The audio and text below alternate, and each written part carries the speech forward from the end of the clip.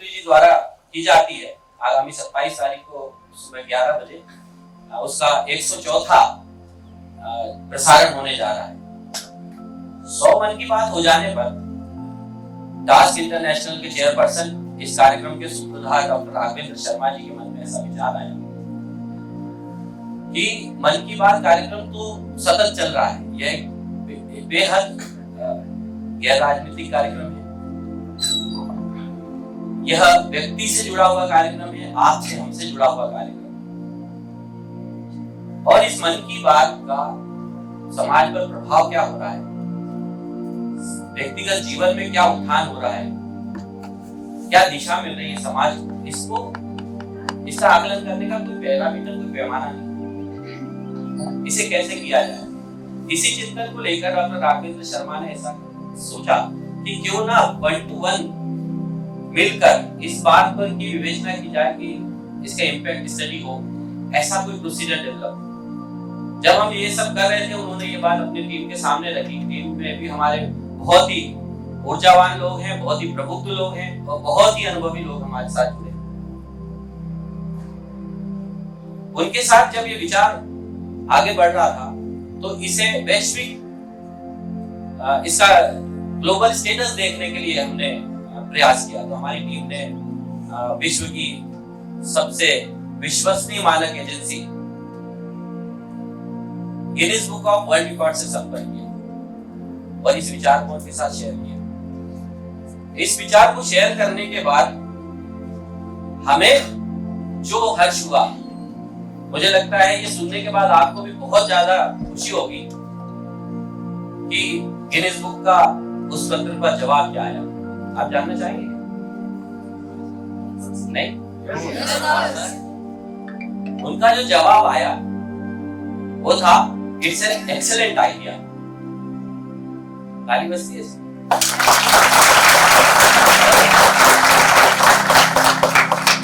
यह जवाब आने के बाद हमारी पूरी टीम का जो उत्साह है वो और बढ़ गया। ऐसा लगा कि हम कुछ ऐसा करने जा रहे हैं जो इस धरती पर कभी नहीं हुआ। 100 घंटे हम कल्पना कर लें, आप तो इंस्टीट्यूट से हैं, आप सभी प्रोफेसर, आप जानते हैं कार्यक्रम करना अकेले वैसे तो आपकी दिनचर्या है, हम लोग उसमें काफी पीछे हैं, लेकिन हमें ऐसा लगा कि 2 घंटे 5 घंटे का कार्यक्रम करते इतनी मुश्किल होती है। तो ये 100 घंटे लगातार और दिन और रात, तो ये जो 76वां सत्र हो रहा है, ये आप जानेंगे 23 तारीख सुबह 8 बजे शुरू हुआ, दिन और रात चलता हुआ आज अब ये 76वां सत्र जिसमें आप और हम भागीदार हो रहे हैं, इस वैश्विक घटना के हम प्रत्यक्षदर्शी होने जा रहे हैं। मैं इसके लिए आपको शुभकामनाएं देता हूं। मैं भी अपने आप को सौभाग्यशाली मानता हूं कि इतनी बड़ी घटनाक्रम का मैं एक छोटा सा हिस्सा हूं। इस कार्यक्रम को आगे बढ़ाते हुए मैं सबसे पहले अनुरोध करूंगा, हमारे बीच डॉक्टर तबस्सुम खान है, प्रिंसिपल श्री सत्य साई प्रौद्योगिकी एवं चिकित्सा विज्ञान विश्वविद्यालय सीहोर से।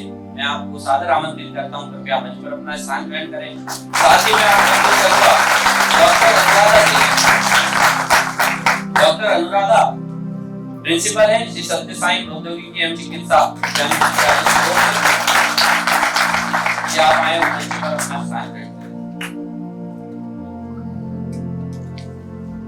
मन की बात not out at the rate 100 इसके 76वें सत्र के मुख्य वक्ता के रूप में हमारे बीच डॉक्टर पाराशर जी हमारे बीच हैं। मैं आपका छोटा सा परिचय देना चाहता हूं। आप सुभाष उच्चतर एक्सीलेंस विद्यालय के प्राचार्य हैं और मुझे जान पड़ता है जितने सारे स्कूल हमने देखे हैं, आपके स्कूल के बच्चे आपको प्रिंसिपल नहीं मानते, वो आपको गुरु मानते हैं।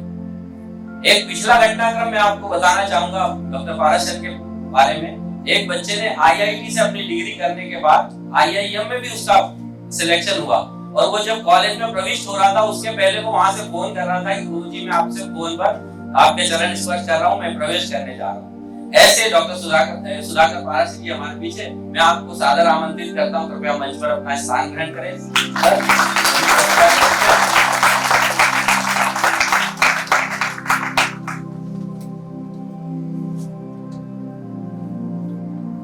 की बात की है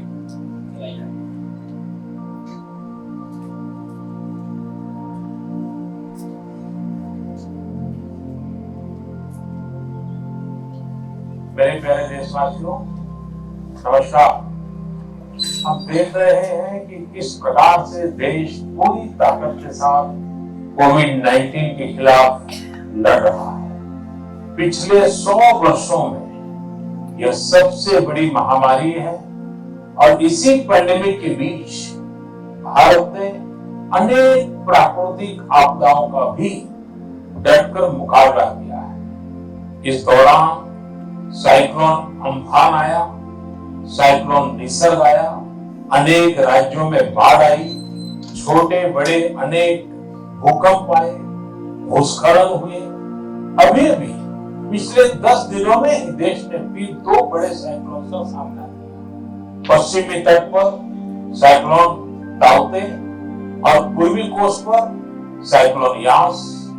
इन दोनों चक्रवातों ने कई राज्यों को प्रभावित किया है। देश और देश की जनता इनसे पूरी ताकत से लड़ी और कम से कम जानहानि सुनिश्चित की। हम अब ये अनुभव करते हैं कि पहले के वर्षों की तुलना में ज्यादा से ज्यादा लोगों की जान बचा पा रहे हैं। विपदा के इस कठिन और असाधारण परिस्थिति में साइक्लोन से प्रभावित हुए सभी राज्यों के लोगों ने जिस प्रकार से साहस का परिचय दिया है, इस संकट की घड़ी में बड़े धैर्य के साथ, अनुशासन के साथ मुकाबला किया है, मैं आदरपूर्वक, हृदयपूर्वक सभी नागरिकों की सराहना करना चाहता हूं, जिन लोगों ने आगे बढ़कर राहत और बचाव के कार्य में हिस्सा लिया। ऐसे सभी लोगों की जितनी सराहना करें उतनी कम है। मैं उन सबको सैल्यूट करता हूं। केंद्र, राज्य सरकारें और स्थानीय प्रशासन सभी एक साथ मिलकर इस आपदा का सामना करने में जुटे हुए हैं। मैं उन सभी लोगों के प्रति अपनी संवेदना व्यक्त करता हूं जिन्होंने अपने करीबियों को खोया है।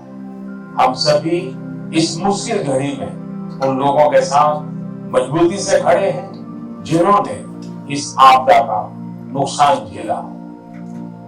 मेरे प्यारे देशवासियों, चुनौती कितनी ही बड़ी हो, भारत का विजय का संकल्प भी हमेशा उतना ही बड़ा रहा है। देश की सामूहिक शक्ति और हमारे सेवा भाव ने देश को हर तूफान से बाहर निकाला है। हाल के दिनों में हमने देखा है कि कैसे हमारे डॉक्टर्स, नर्सेस और फ्रंटलाइन वॉरियर्स उन्होंने खुद की चिंता छोड़कर दिन रात काम किया और आज भी कर रहे हैं। इस सब के बीच कई लोग ऐसे भी हैं जिनकी कोरोना की सेकेंड वेव से लड़ने में बहुत बड़ी भूमिका रही। मुझसे मन की बात के कई श्रोताओं ने नमो ऐप पर और पत्र के द्वारा इन वॉरियर्स के बारे में चर्चा करने का आग्रह किया है। साथियों, जब सेकेंड वेव आई, अचानक से ऑक्सीजन की मांग कई गुना बढ़ गई।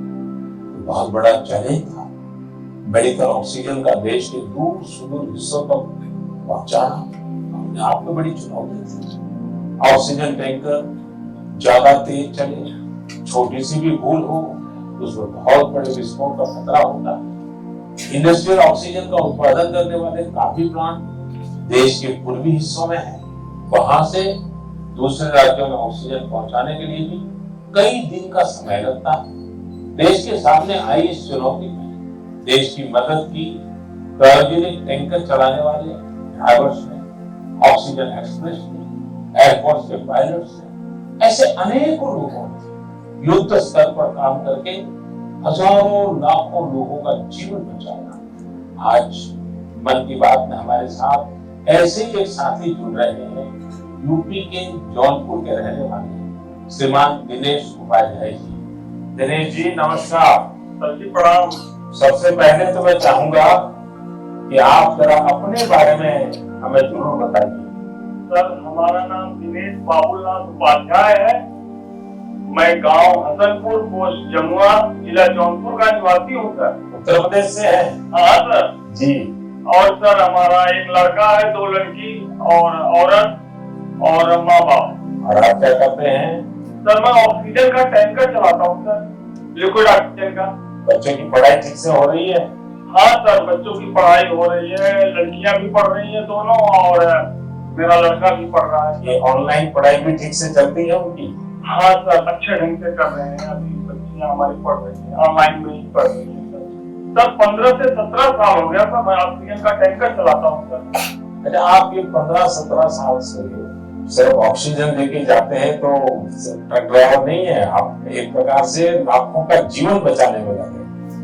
सर हमारा काम ही ऐसा है सर, ऑक्सीजन टैंकर का, कि हमारी जो कंपनी है आइनॉक्स कंपनी, वो भी हमारा लोग का बहुत ख्याल करती है, और हम लोग कहीं भी जाके ऑक्सीजन खाली करते हैं तो हमें बहुत खुशी मिलती है सर।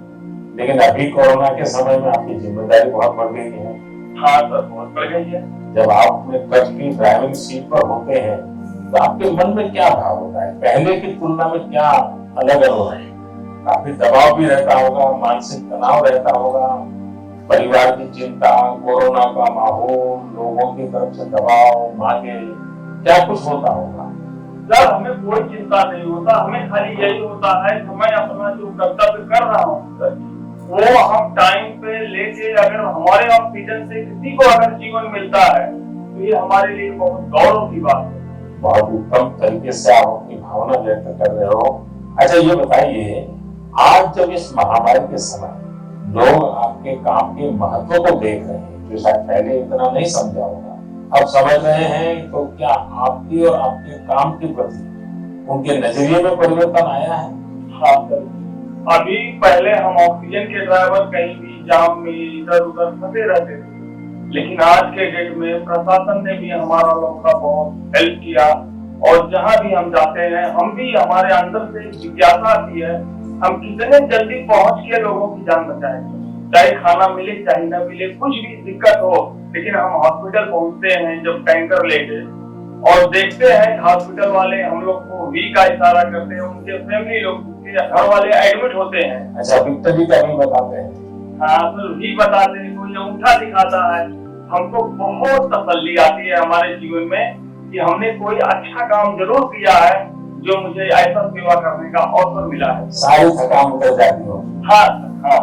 तो घर आकर के बच्चों से बातें बताते हो आप सर? नहीं सर, बच्चे तो हमारे गांव में रहते हैं, हम तो यहाँ आइनॉक्स केयर प्रोडक्ट में मैं ट्रैवलिंग करता हूँ, 8-9 महीने के बाद तो घर जाता हूँ। तो कभी फोन पे बच्चों से बात करते होंगे तो? हाँ सर, बराबर। तो उनके मन में रहता होगा पिताजी जरा संभालिए ऐसे समय? सर वो लोग बोलते हैं पापा काम करो लेकिन अपने सेफ्टी से करो, और हम लोग सर सेफ्टी से काम करते हैं। हमारा मानगांव प्लांट भी है, और बहुत हमारा लोग का हेल्प करता है। चलिए दिनेश जी, मुझे बहुत अच्छा लगा आपकी बातें सुनकर के, और देश को भी लगेगा कि इस कोरोना की लड़ाई में कैसे कैसे किस प्रकार से लोग काम कर रहे हैं। आप 9-9 महीने तक अपने बच्चों को नहीं मिल रहे, परिवार को नहीं मिल रहे, सिर्फ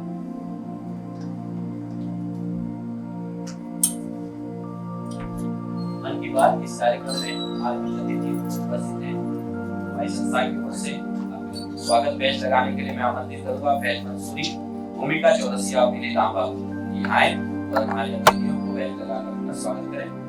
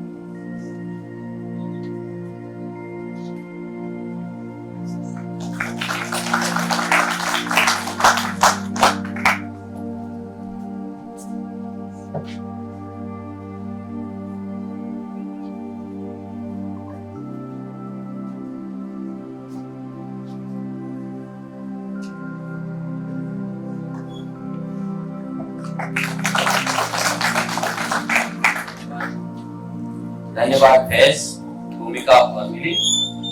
कार्यक्रम को हम आगे बढ़ाते हैं। हमारे बीच मुख्य वक्ता के रूप में श्री डॉक्टर सुधाकर पारा सर जी हैं, प्राचार्य सुभाष एक्सेलेंस कॉलेज।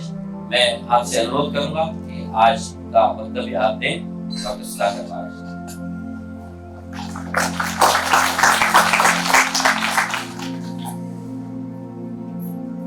सभी को नमस्कार। ये बहुत ही अमूल्य समय है कि आज इस संस्था के माध्यम से जो प्रधानमंत्री के मन की बात के 100 एपिसोड 99 कंप्लीट हुए और 100 कल 11 बजे होगा, उसका एक बार फिर से पुनरावलोकन करने का हमको अवसर मिल रहा है। साथियों, अभी आपने जो मन की बात का कार्यक्रम था उसके कुछ अंश यहाँ स्क्रीन पर देखे। मैं इसमें से ही जो भी देखा है उसमें से 2-3 बातों पर आपका ध्यान आकर्षित करना चाहता हूँ। पहली बात मुझे जो लगती है वो लगती है कि आपने प्रधानमंत्री नरेंद्र मोदी को बहुत बार सुना होगा। निश्चित रूप से वो एक भारत की राजनीतिक पार्टी भारतीय जनता पार्टी के मुख्य नेता के रूप में सुना होगा। आपने देश के प्रधानमंत्री के रूप में उनको सुना होगा। और अभी आप मन की बात में आदरणीय नरेंद्र मोदी जी को सुन रहे थे। मुझे लगता है कि तीनों ये व्यक्ति बिल्कुल अलग अलग हैं। जब प्रधानमंत्री जी मन की बात का संबोधन करते हैं तो उसमें कहीं कोई झलक नजर नहीं आती कि वो किसी राजनीतिक पार्टी के इतने बड़े लीडर हैं अथवा वो प्रधानमंत्री हैं। मुझे लगता है वास्तव में वो मन की बात करते हैं। उनकी बात जो जिस तरीके से होती है वो कैसे होती है, बिल्कुल कि वो मन की बातें कर रहे हैं किनके बीच, अपने मन के लोगों के बीच, अपने लोगों के बीच साझा कर रहे हैं। कुछ अपेक्षा है, कुछ बदलने की अपेक्षा है, कुछ करने की अपेक्षा है। और इतने छोटे छोटे मुद्दों पर बात करते हैं कि कई बार तो लगता है कि क्या इतने छोटे मुद्दे पर इतना समय निकालना चाहिए प्रधानमंत्री को? ये सब विषय बड़े सोचने के हैं। और मुझे लगता है कि वो एक संदेश दिया है उन्होंने कि हाँ, ये जो युग आया है तुम लोगों के सामने, खासकर जो यंग जनरेशन बैठी है, उसको ऐसे ही सोचना पड़ेगा। मैं अपनी ओर से इसमें केवल एक बात जोड़ना चाहता हूं कि प्रधानमंत्री जी ने, आप देखिए, किसका उदाहरण दिया, जो एक ऑक्सीजन टैंकर का वाहन चालक है, और वो बता रहे थे कि आपका रोल कितना बड़ा महत्वपूर्ण है। और वो इंगित कर रहे थे कि यदि आप अपनी जिम्मेदारी को ठीक से करते हैं तो वो कितना बड़ा रोल प्ले होता है। मुझे उससे कुछ अलग चीज याद आती है। मुझे याद आती है कि आप देखें कि हमारे यहाँ 2 वर्ड है, जिन्हें आप ध्यान से कभी देखें। हम कहते हैं लोकतंत्र। लोकतंत्र, एक बार मैंने इस पर थोड़ा सा विचार करने की कोशिश की कि क्या होता है ये लोकतंत्र। बहुत सारे बच्चे जो बैठे हैं या विज्ञान के हैं, मैं जो टीचर हूं फिजिक्स का, इसलिए आपको बताने की कोशिश कर रहा हूं। एक वर्ड होता है तंत्र, जिसे इंग्लिश में सिस्टम कहते हैं। सबको पता होगा, है ना? बहुत सारे बच्चे जा रहे हैं। क्या होता है सिस्टम? ऐसे समझ सकते हैं हमारी बॉडी में बहुत सारे सिस्टम है। एक हमारा नर्वस सिस्टम है, हमारा डाइजेस्टिव सिस्टम है, एक हमारा रेस्पिरेटरी सिस्टम है। पढ़े होंगे सबने, है ना? तो इस सिस्टम का मूल काम क्या होता है? कभी गौर से सुना है? मैं क्यों समझना चाहता हूँ तंत्र होता क्या है? जितने भी तंत्र होते हैं ये सब क्या करते हैं? ये तंत्र का अर्थ होता है कि जो तंत्र है उसमें बहुत सारी चीजें मिलकर के कुछ काम कर रहे हैं। ठीक है ना?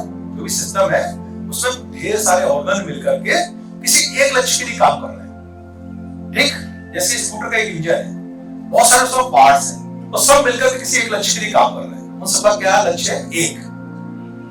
इसमें एक और जो महत्वपूर्ण बात मुझे नजर आती है कि उन सब मिलकर के काम कर रहे हैं, लेकिन उसमें कभी ऐसा नजर आता है कि इसका रोल छोटा है, इसका रोल बड़ा है, इसका रोल ऐसा है, इसका रोल ऐसा है।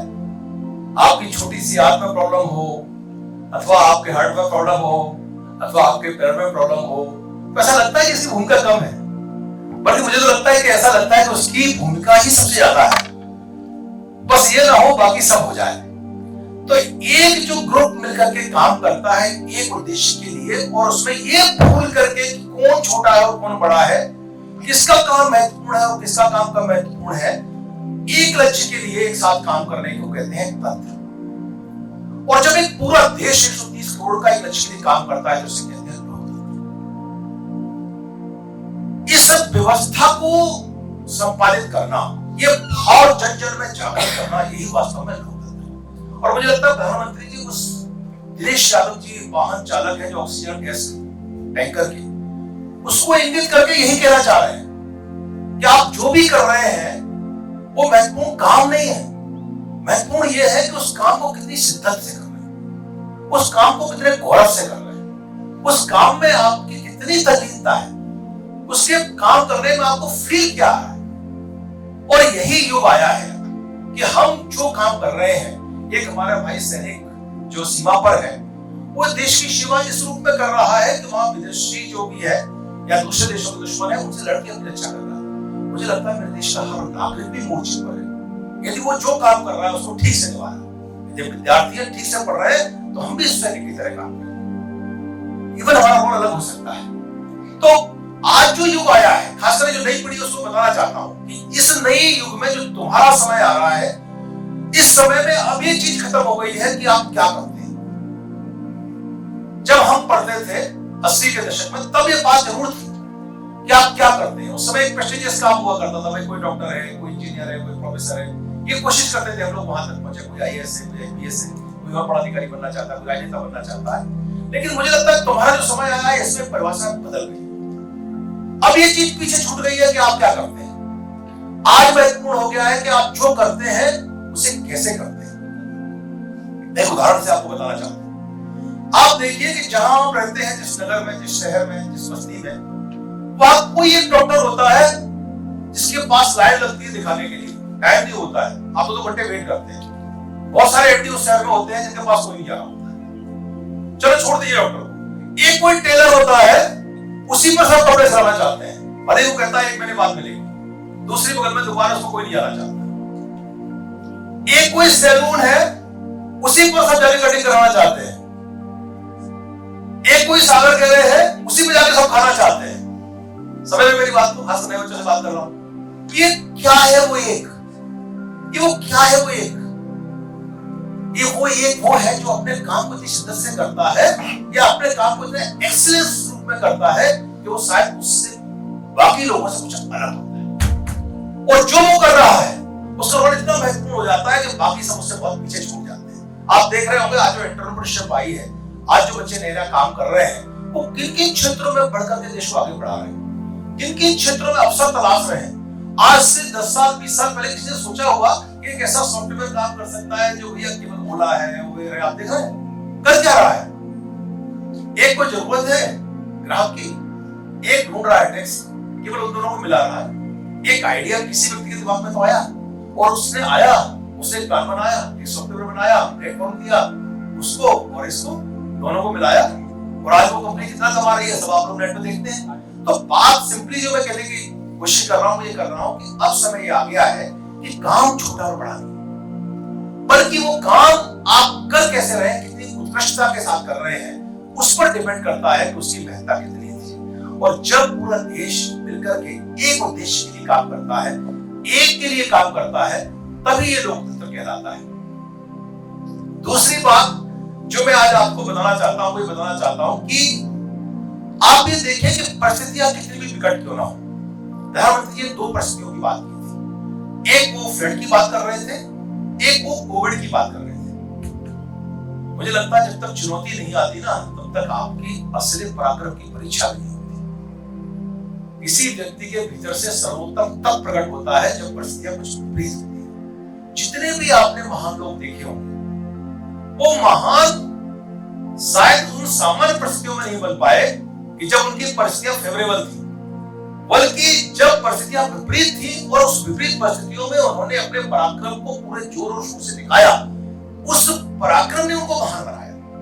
आप किसी भी महान व्यक्ति के जीवन में ले लीजिए, आप अब्राहम लिंकन से लेकर के यहाँ महात्मा गांधी से लेकर के जितने भी लोगों को पढ़ेंगे, आप देखेंगे कि सिचुएशन उनके लिए आसान नहीं थी। जिन परिस्थितियों में वो काम करते वो आसान नहीं थी। हमारे बीच जो बच्चे बैठे हैं, आपने अभी आप किसी भी परमवीर चक्र विजेता जितने भी हैं उनकी कहानियां पढ़िए, आप गांधी की पढ़िए, आप देखेंगे जिन जिन क्षेत्रों में वो काम कर रहे हैं वहां खड़े होना दूभर है। -30 डिग्री और -60 डिग्री तक टेम्परेचर पर जाकर के और वहां वो अपना स्वर दिखा रहे हैं। तो परिस्थितियां कहीं भी किसी को ऐसे नहीं मिलेगी, जिसे कहते हैं ना गिफ्ट में कोई आकर के आपको उपलब्धि नहीं मिलती। आप जब विपरीत परिस्थिति में अपने साहस और चुनौतियों का सामना करते हैं तब व्यक्ति महान बनता है। और इस बात से जो कई सारी चीजें निकलती हैं वो मैं आपको रखना चाह रहा हूं कि प्रधानमंत्री जी बात कर रहे थे कोविड सिचुएशन की। पूरा विश्व इस सिचुएशन में था कि हम सबने वो समय देखा है। आज हो सकता है हमें से बहुत लोग ऐसे भी बैठे हों जिन्होंने नजदीक से देखा हो कितने लोगों ने अपने परिवारजनों को खोया, कितने लोगों ने अपने संबंधी को खोया, क्या माहौल था।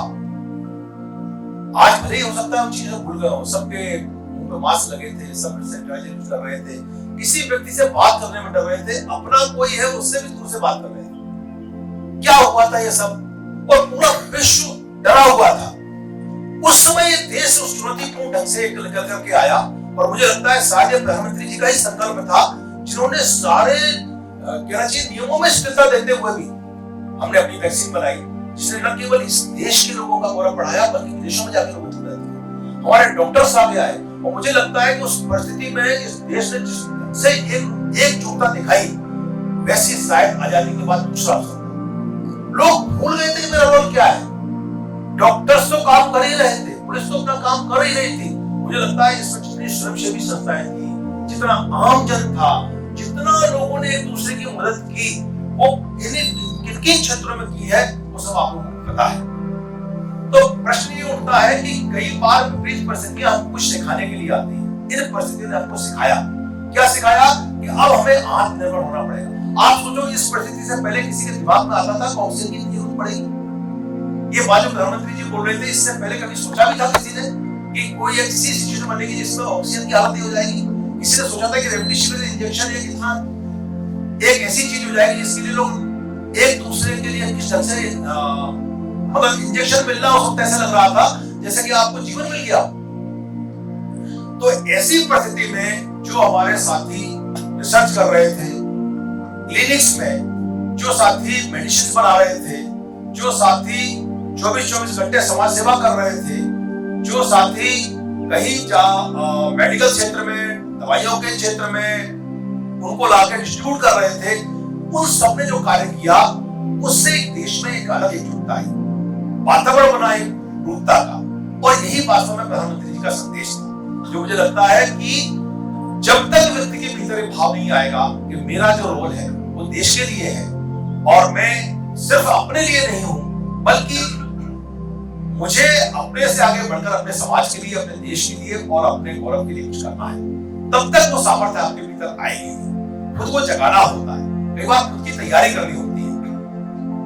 मैं अक्सर अपने बच्चों के बीच में एक बात कहता हूं जो आज मैं यहाँ भी शेयर करना चाहता हूँ। कई बार हमारे दिमाग में ये आती है कि क्यों सबकी चिंता की जाए, क्यों सामाजिक कार्य किए जाए, क्यों लोग इसके कार्य किए जाए।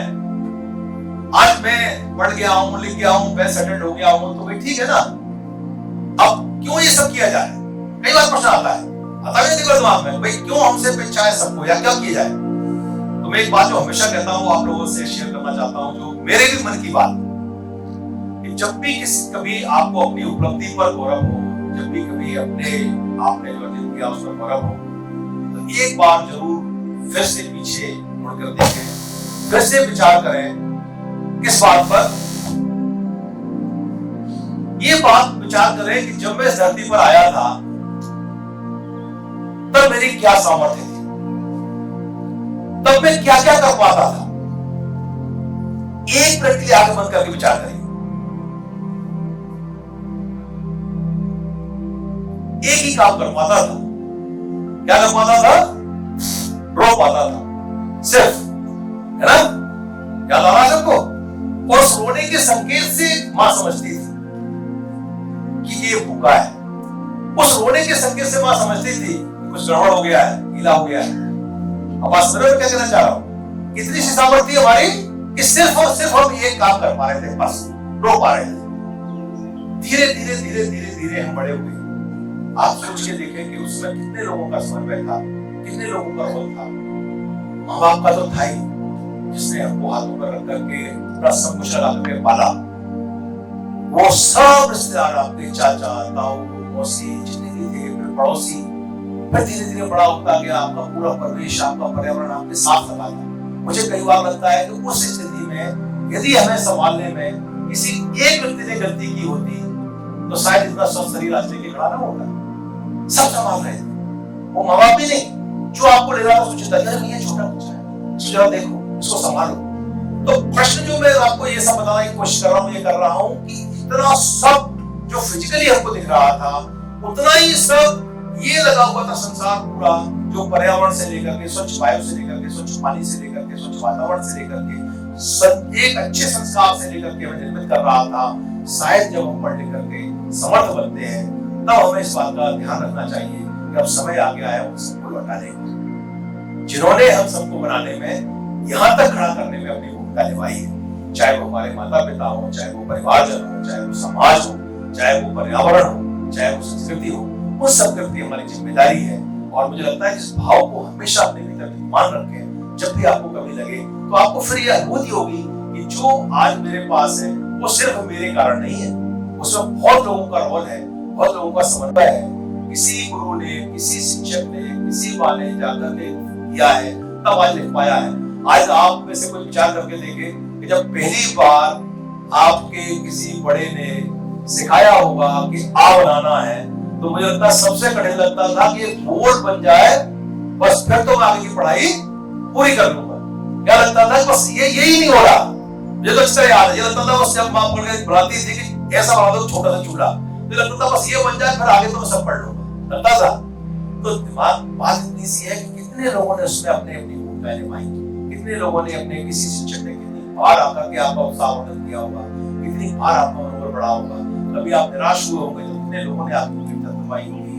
उन सबके प्रति जिम्मेदारी का भाव रखिए, उन सबके प्रति आदर और सम्मान का भाव रखिए, और प्रयास करिए कि जिस माटी पर, जिस धरती पर, जिस पर हमने जन्म लिया है, इसके लिए जिस रूप में भी, जहां भी हूं, मैं जो भी करता हूं, अपना जो कर सकता हूं बेस्ट देने की कोशिश करूंगा। और हर वक्त इस माँ के प्रति, धरती माँ के प्रति समर्पित रहूंगा, इसके प्रति कृतज्ञता व्यक्त करूंगा, और जब भी वक्त आएगा तो अपना सर्वोत्तम देने के लिए तत्पर रहूंगा, तैयार। धन्यवाद।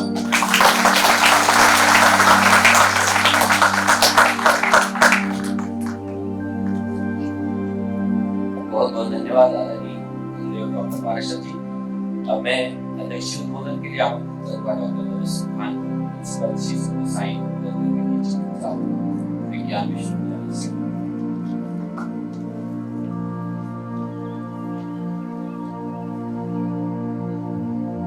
मन की बात, दिल की बात, हृदय की बात।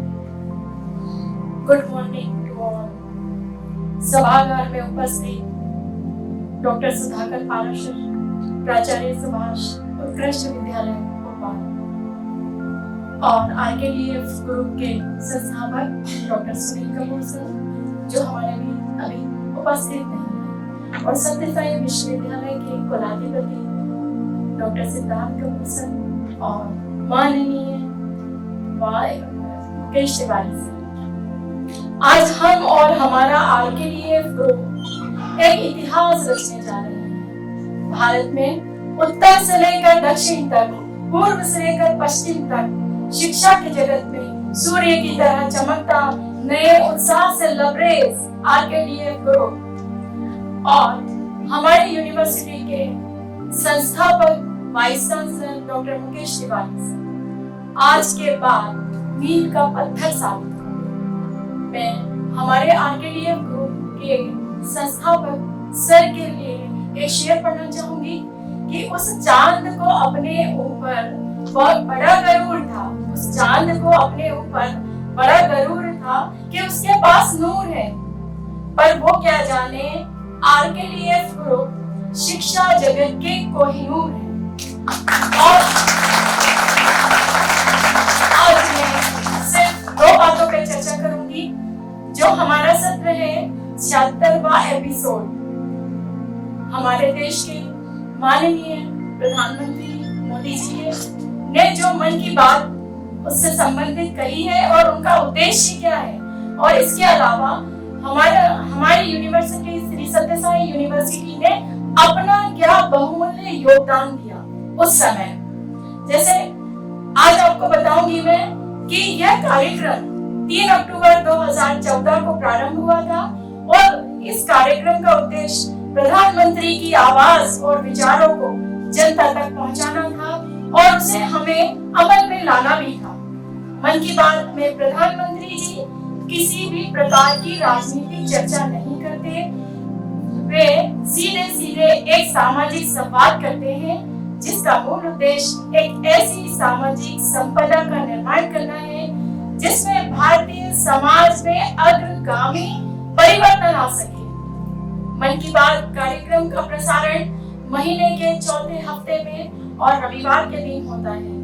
सर्वहिताय ही भारत की भावना और ताकत है। सर्वहिताय ही भारत की भावना और भारत की ताकत है।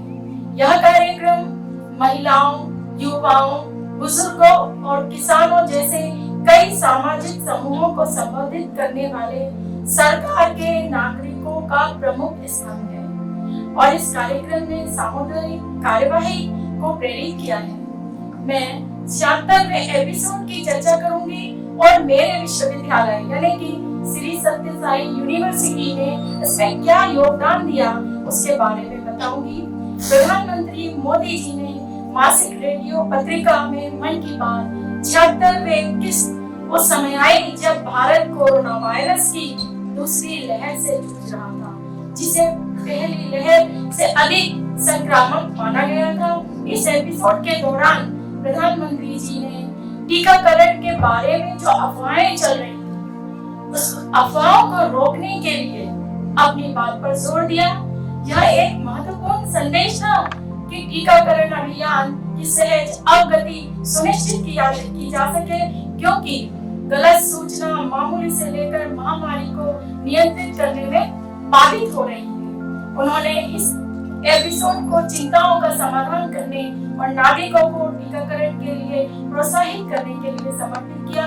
माननीय प्रधानमंत्री महोदय जी द्वारा मन की बात 76वें एपिसोड एक दृष्टिकोणवर्धन और रोचक सत्र था। इस एपिसोड के दौरान प्रधानमंत्री जी ने कई विषयों पर चर्चा करी, जिसमें कोविड-19 महामारी, योग का महत्व, व्यक्तियों के प्रेरणा स्रोत, जैसे कि हमने अभी ऑक्सीजन के टैंकर से जो बात उन्होंने हमको दिखाई और सुनाई, ऐसी कहानियां भी शामिल थी और समुदायों के अंतर को भी बताया।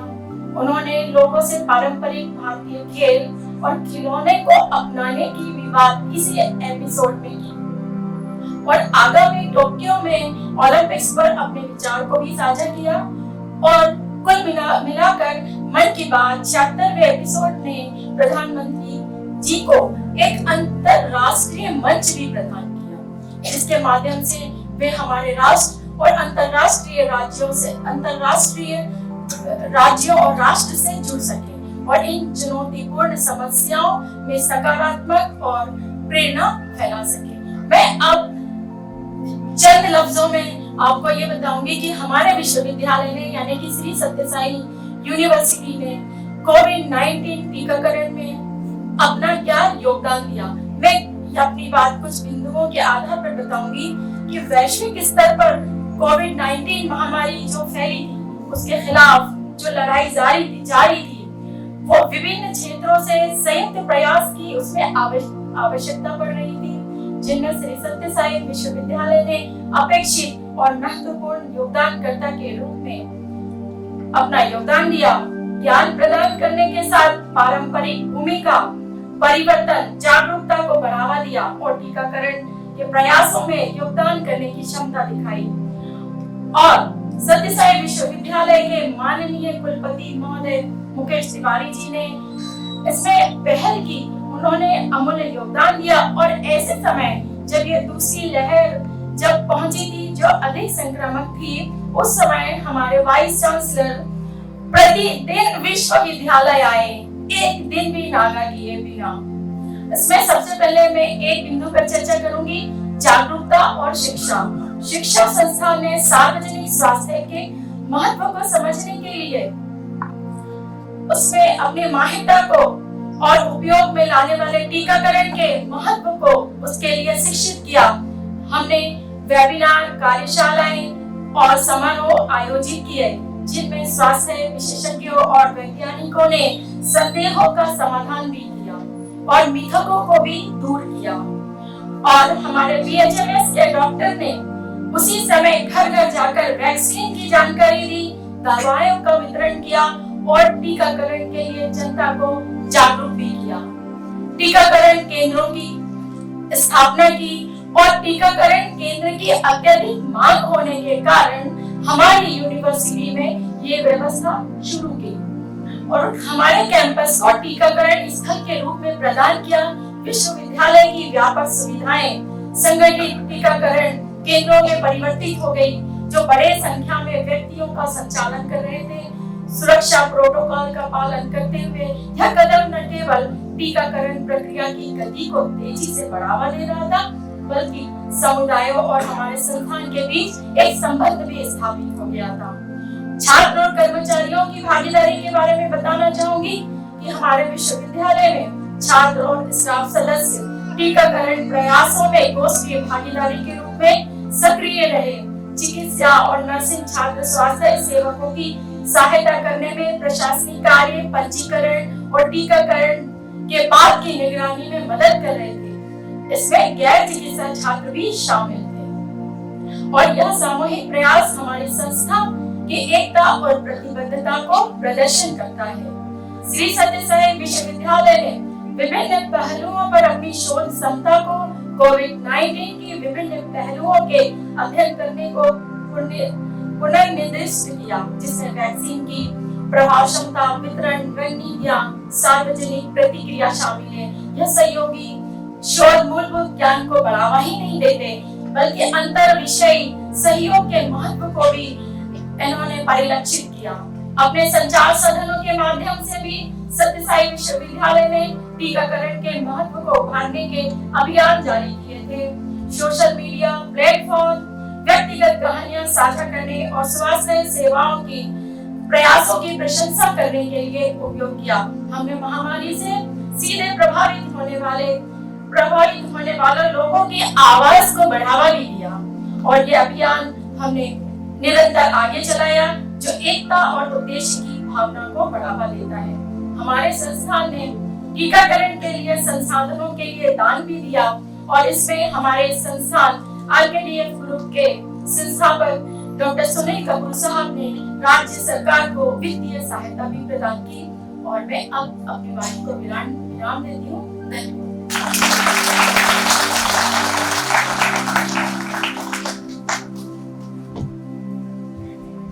बहुत बहुत धन्यवाद मैडम। आपने विस्तार पूर्वक जो सामाजिक सरोकार के कार्य आपके विश्वविद्यालय द्वारा किए जा रहे हैं वो हमसे साझा किए।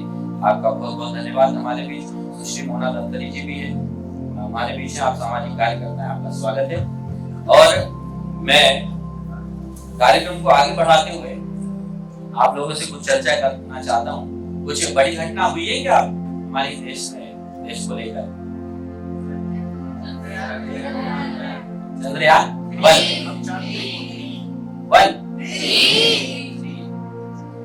अच्छा 2 क्या था? और 3 क्या है? देखना चाहेंगे? दिखाए।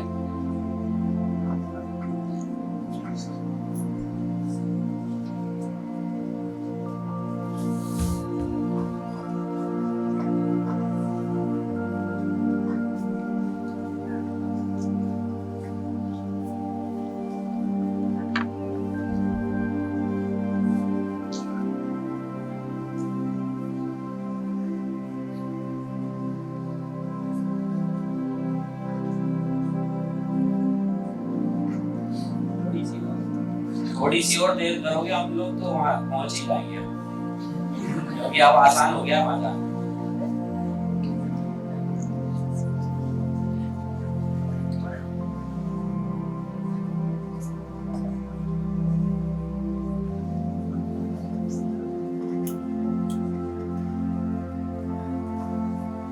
अच्छा सब उनकी तरफ देख रहे हैं तो प्रेशर उसमें भी है। इस तरह हमारे साइंटिस्ट पर प्रेशर था क्योंकि सब उनकी तरफ देखते हैं। वैसे अभी वो अकेला है ऐसे तो।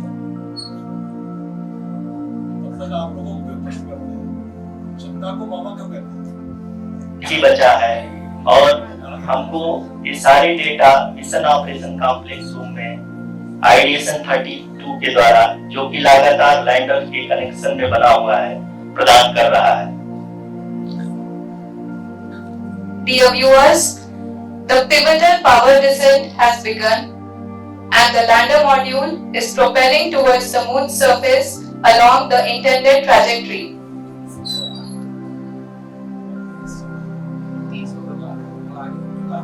थोड़ा आगे बढ़ा दीजिए, एकदम जी लास्ट। हाँ, अब हम देख सकते हैं रफ ब्रेकिंग फेज की शुरुआत हो चुकी है।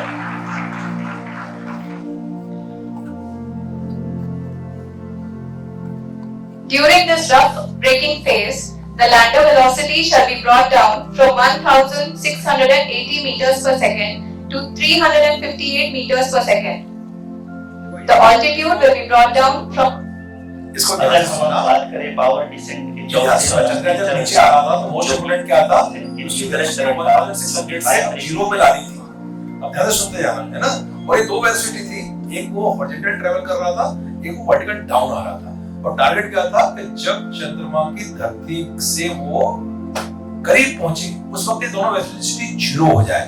कारण कि जब जीरो वेलोसिटी आएगी तब वो सरफेस पे आराम से टिक पाएगा। पिछली बार फेलियर इसलिए हुआ था, जैसे होता है कोई चीज यहाँ से जोर से पड़ती है तो सरफेस पे टिक नहीं पाएगी। तो ये बड़ा टारगेट था जो ये बता रहे हैं। वेलोसिटी कंटिन्यूअसली डाउन हो रही है और 100 मीटर पहुंचते हुए दोनों वेलोसिटी जीरो हो गई। Please listen. हाँ, चलो बस। अब समझ आएगा आपको बोल रहे हैं।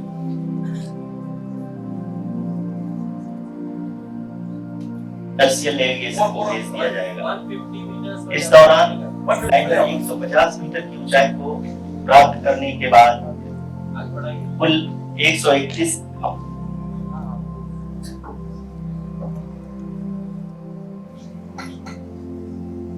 पे मिशन ऑपरेशन कॉम्प्लेक्स में बैठे सभी मान्यगणों को देख सकते हैं, जो कि बहुत ही उत्सुकता के साथ टेलीमेट्री डेटा को देख रहे हैं। अभी हम लोग पावर डिसेंट शुरू होने से जस्ट कुछ ही पल दूर हैं।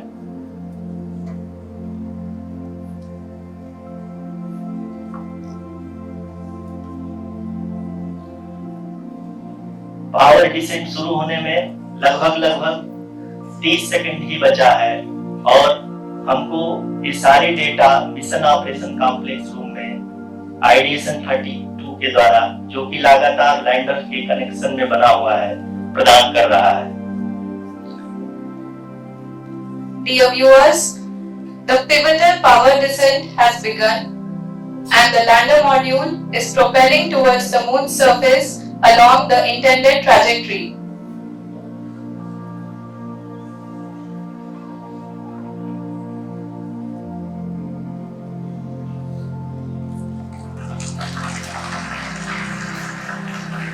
जी हाँ, अब हम देख सकते हैं रफ ब्रेकिंग फेज की शुरुआत हो चुकी है।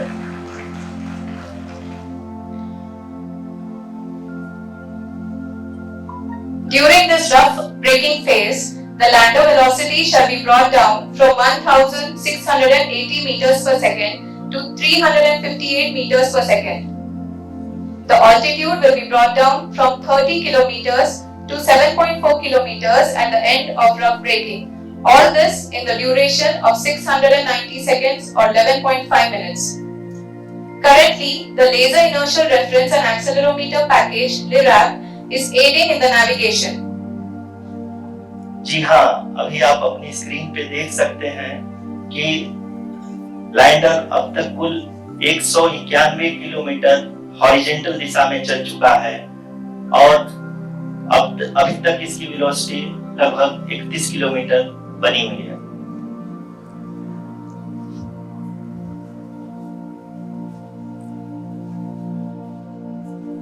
जी हाँ, आप अपनी स्क्रीन पे देख सकते हैं कि लैंडर की ऊंचाई अब चंद्रमा की सतह से लगभग 3 किलोमीटर से कम हो चुकी है। ये देखिए आप दोनों वेलोसिटी लगातार उसकी कम होती जा रही है। 116, 114। We are very close to the 09, moon's surface, 6. nearly 2.6 kilometers, as we can see. ये आप देखें, पहला हॉरिजॉन्टल वेलोसिटी है, दूसरा वर्टिकल वेलोसिटी है, दोनों 80, 27, और ये खुशी का क्षण है कि वो डाउन हो रही है, क्योंकि तभी लैंडिंग सेफ होगी आपकी।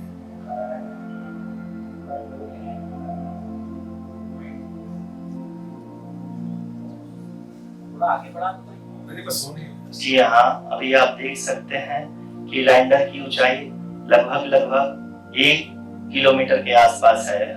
1 किलोमीटर, हाँ थोड़ा थोड़ा, 150 मीटर पे लागे। हाँ 100 मीटर तक ले आओ। We are nearing to be the vertical descent phase or the local navigation phase. जी हाँ, अब हम फाइन ब्रेकिंग वेज के एकदम करीब आ चुके हैं। आसानियों के कर्नाटक हम लोगों ने तीसरे चरण की बहुत ही सफलतापूर्वक कर लिया और अभी हम वर्टिकल डिसेंट फेज में आ चुके हैं। इसकी शुरुआत भी बहुत ही अच्छे ढंग से हो चुकी है।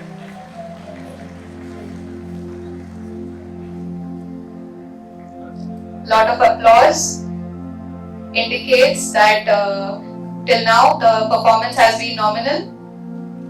We are in the vertical descent phase 1. The altitude is being brought down from 800 meters and we are nearing and approaching the lunar surface. जी, आप अपनी स्क्रीन पे देख सकते हैं कि लैंडर का हाइट लगातार कम होता जा रहा है। इस समय हम लैंडिंग साइट के जस्ट ऊपर हैं और इस समय इसकी ऊंचाई लगभग 600 मीटर के आसपास है।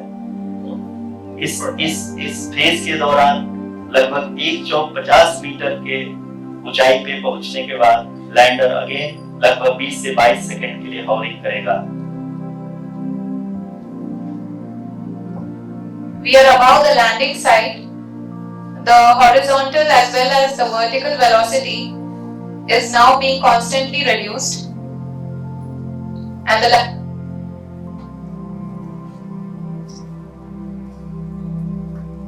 इसको सेट कर लीजिए आप 150 मीटर पे, क्योंकि आपको तो लगभग जब कहीं जब भी बताना निर्धारित किया गया टाइम है। वेस्ट मत करें। लैंडर पूरी तरह से उसी को ही फॉलो कर रहा है। इस समय हम लगभग 200 मीटर की हाइट से भी कम आ चुके हैं। bring at near the sensors that are updating at this point are providing confirmation of the safety of the landing site. As expected, the retargeting is going on, and this is a very good signature for the lander. अभी आप ये देख सकते हैं कि lander की ऊंचाई लगभग 65 मीटर के आसपास बची हुई है।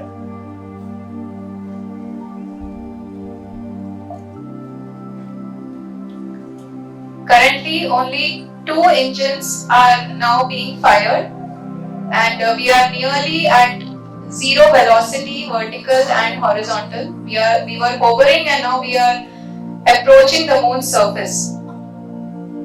धीरे धीरे लैंडर की वेगमान को कम किया जा रहा है और हम अब लगभग 50 मीटर से भी कम आ चुके हैं।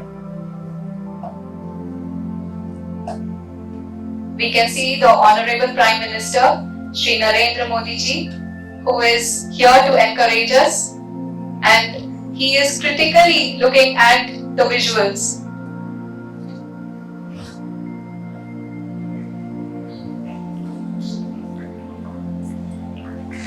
जी हाँ, आप देख सकते हैं कि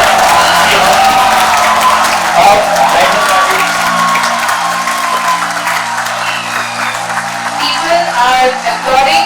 Let us all wait to hear from the Secretary Department of Space and Chairman ISRO. Bharat माता की पूरी तरह से सेफली और सॉफ्टली चंद्रमा की सतह पे लैंड हो चुका है। ये हम लोगों के लिए बहुत ही गर्व की बात है। हिंदी में एक कहावत है कि चंदा मामा दूर के, लेकिन अब बहुत बहुत शुभकामनाएं प्रत्येक देशवासियों को इस विषय को लेके जो मैं चर्चा कर रहा था। जैसा कि हम बहुत बार इसको देख चुके हैं, लगभग लगभग मुझे लग रहा है कि हर दूसरे तीसरे सत्र में इसे चलाते हैं। लेकिन गुरुजी आप जब यहाँ आए ना, तभी मुझे ये समझ में आया कि वो जब जीरो वेलोसिटी पे आया तब वो लैंड कर पाया। इतनी आसानी से आपने उसे समझा दिया। इसमें दो चीजें और बताता हूँ। ये विषय है मेरा, एक तो पहले आपने आज क्लास में पढ़ा होगा, इसमें गौरव की बात यह है कि भोपाल से एक स्टूडेंट इस पूरे मिशन में काम किया है, और मेरे लिए सबसे गौरव की बात है मेरा एक छात्र जो विश्व में काम कर रहा है, इसके पैनल्स उसने बनाए, और he is working on Gaganyaan जो अक्टूबर में लॉन्च होगा, उसका वो टीम लीडर है। ही इज वर्किंग अभी इसमें में 3 साइंटिस्ट वाले मेरे स्टूडेंट है, जिसमें कि आप लोग अभी बता रहा हूँ गगनयान अक्टूबर में लॉन्च होगा, जिसका वो टीम हेड है। His name is mister Vasu Dubey, और वो हरियाणा कॉलोनी में रहता है, उसको पूरी फैमिली है, ठीक है। तो भोपाल के लिए बहुत गौरव की बात है कि इसमें हमारे भोपाल से भी एक जुड़ा हुआ स्टूडेंट जिसने इसमें काम किया है, ठीक। तो उसने मुझे बताया, मैं बड़ा आश्चर्यचकित था, सब मुझे समझा रहा था वो, और उससे एक और बात बताई थी कि पहली बार इसमें ये व्यवस्था थी चंद्रयान में कि जब वो चांद की सरफेस पर जा रहा था तो सेंसर लगे हुए थे जो देख रहे थे कि जो सरफेस पर जहां टच करना है वो अनुकूल है कि नहीं। सपोज यदि वहां कुछ आ रही है, मान लीजिए कोई स्टोन है या और कोई चीज न्यू है, तो उसमें ये व्यवस्था थी कि वो रिलोकेट कर सकता था खुद को, देन अगेन आप फिर ट्राई करेगा दूसरी सरफेस से। सपोज जहां जाना वहां पानी है, तो इस बार ये व्यवस्था की गई थी कि वो 3 बार रिलोकेट कर सकता था। लकीली हम पहली बार में सफल थे। Thank you sir.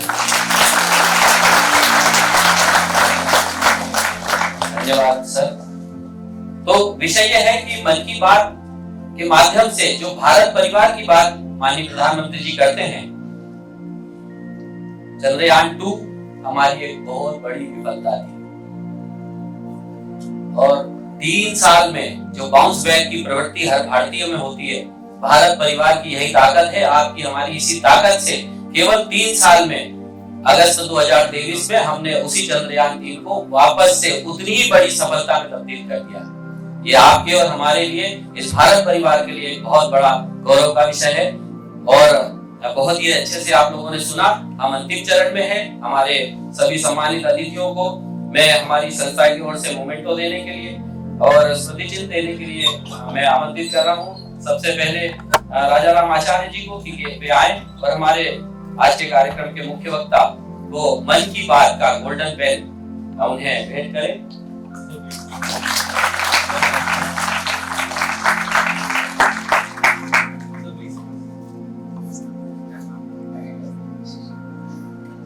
मोहित यादव आए, चेतन पाटिल और विनया पवार।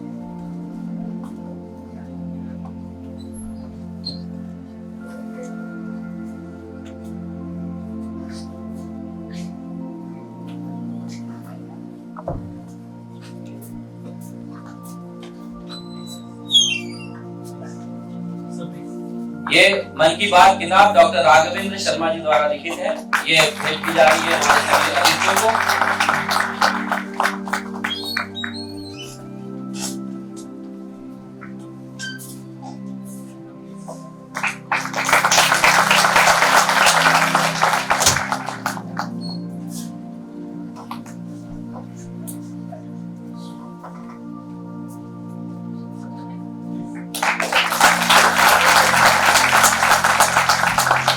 धन्यवाद राजा राम जी, धन्यवाद मोहित, चेतन और विनया, आपका धन्यवाद।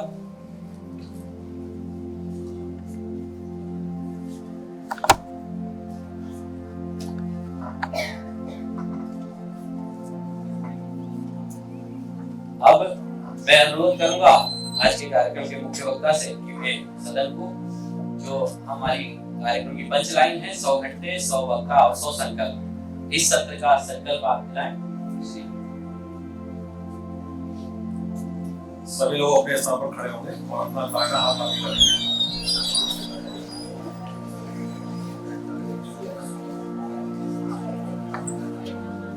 अपना दाहिना हाथ आगे लाएं। मैं संकल्प लेता हूं कि कृषि में प्रयुक्त होने वाली रासायनिक खाद के स्थान पर जैविक खाद का प्रयोग करूंगा तथा अन्य लोगों से भी जैविक कृषि आधारित खाद्य पदार्थों के उपभोग का आग्रह आजीवन करूंगा। धन्यवाद। भारत माता की, भारत माता की, भारत माता की। और से जोर से वंदे वंदे वंदे। बहुत बहुत धन्यवाद। आप सभी दाहिनी ओर से